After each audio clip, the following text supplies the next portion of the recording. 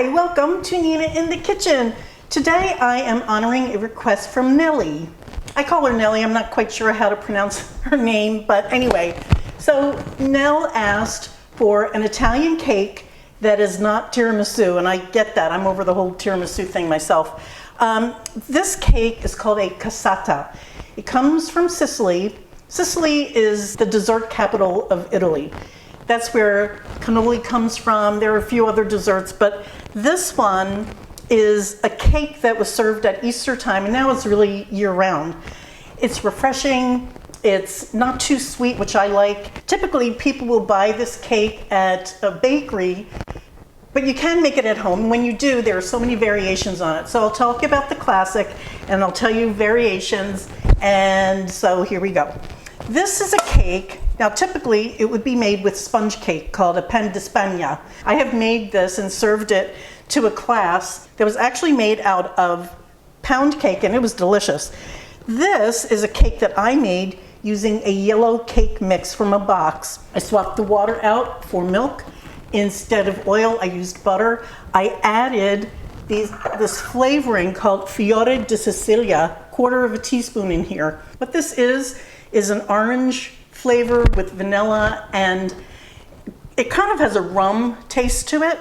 So it's delicious. The aroma of this alone will sell you on it.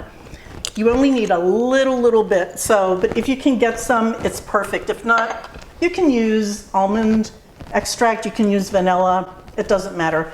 So here's how I cut a cake, because you can do this. Typically a cassata is 1 layer. You can make it 4 layers if you like, it doesn't matter, but this has to be cut. So I go to the middle of a cake and I just cut in a short way.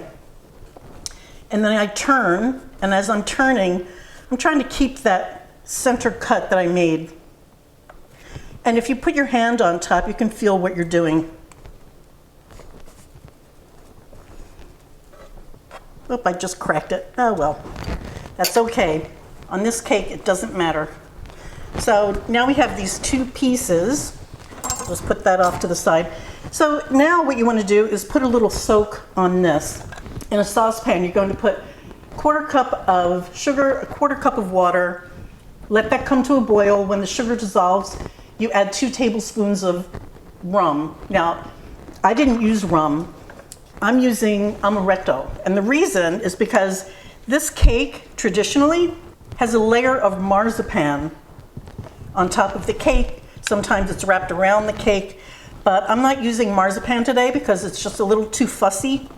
So what I'm doing is I'm just going to put this soak on here, and this is where my almond flavor is coming from.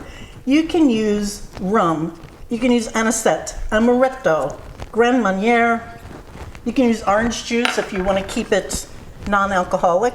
Here's the filling, very easy. So for 1 layer, I have 12 ounces of ricotta, which I have drained overnight and went into this bowl. So that's all the way that came out of this little amount, which is amazing. What I did was I covered this with plastic wrap. And what you don't want to do, or what you want to avoid here, is you don't want to use anything that's reactive. So do not use aluminum foil. If you use foil, the acids that are in the milk in this ricotta will break it down, and you'll have little spots of aluminum foil, which is not good eats, right? So we're going to take this.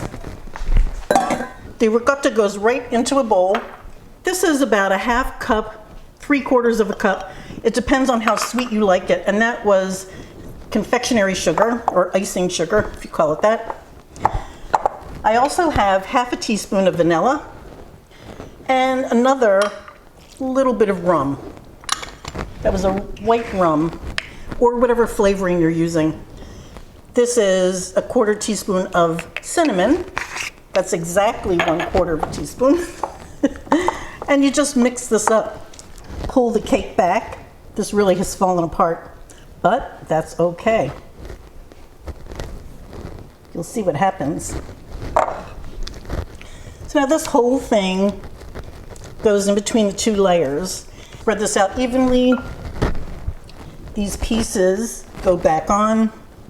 And it honestly doesn't matter that it's so broken up. Just kind of fit it together like a map. Neil, what's a map? Like pieces of a puzzle.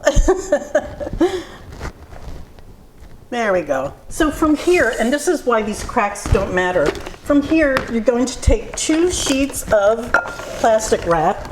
Again, you don't want to use foil. Kind of overlap them.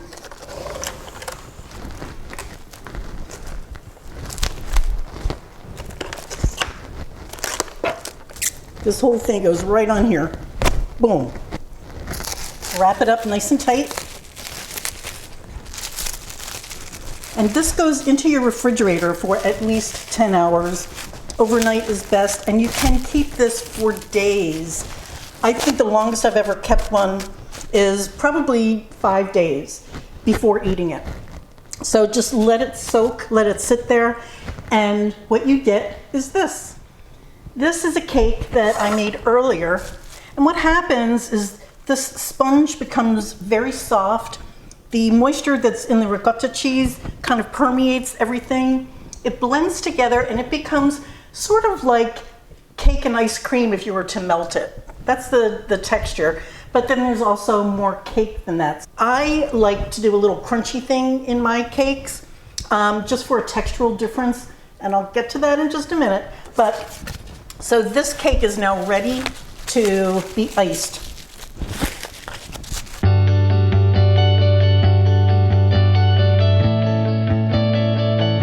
It goes right onto my turntable. And what's traditional here is, as I've said, there's a layer of marzipan either on top or in between the layers. Sometimes it's around the edge of the cake like a band. I've seen that. They also, in Italy, they use glacéd cherries or candied fruits, orange peel, things like that. I don't care for those things, citron. I don't care for that. So I do something else. Because I'm missing the marzipan, I use the little almond cookies, amaretti cookies, and I crunch them up and I'll put them on top as a decoration. The traditional icing on a cassata is icing sugar, so the powdered sugar, with very little water to it, or sometimes lemon juice, and they make it sort of so thick that it looks like a sheet on here. I do something a little different. I'm using whipped cream. And to my whipped cream, because I don't want this to just start weeping after a few hours, I'm going to put gelatin. This is a half a teaspoon into 1 cup of whipping cream. Half a teaspoon of gelatin. I'm just putting it right over the top in a very thin single layer. And now I'm going to start beating it. The gelatin actually will sort of proof, if you will, in the cream. The whipped cream, and this is a very rustic cake when I make it. There's nothing fine about it, but now you have your choice of how to top this. So I'm using whipped cream, as you know. You can put it over the edge or not. Maybe I will. But this whipped cream will not, now that you have the gelatin in it, this whipped cream will not weep, and you can keep it for quite a long time. So it's not going to weep. It'll look just like this, which is not fabulous, right? So you can decorate this. Now, in Italy, they use glacéd cherries, they use citron pieces. I'll eat it if it's in front of me, but I don't choose that. So you can use, of course, little sprinkles, make it look kind of festive for Christmas maybe. Put a little few berries in there in the center. I don't know. And then I like a textural change. So I'm taking these amaretti cookies and just crunching them up. That can go on top. Another great addition to this is some dark chocolate shavings. That's pretty, and it's also yummy. And here it is. There's the profile of the cake. You can see it's kind of falling apart because of the moisture to it. It's very moist. It's crumbly. I mean, you can still, there's still cake that you can appreciate in here, but what I love about it is all of the ways you can flavor this. The moisture of it is so delicious. Sicilian desserts are always there's something refreshing about them. The ricotta cheese in here makes this light and refreshing, but then you get the richness from the cake, and also because we use whipped cream, this is really nice. I can't wait to dig into the other one where I use the amaretto. This one I did with rum. So I hope you try this recipe. I hope you appreciate all of the many ways that you can change it and decorate it. And the recipe is below. Thank you so much for watching, guys. See you next time. Nell, try this. I think you're gonna like it. Bye, guys.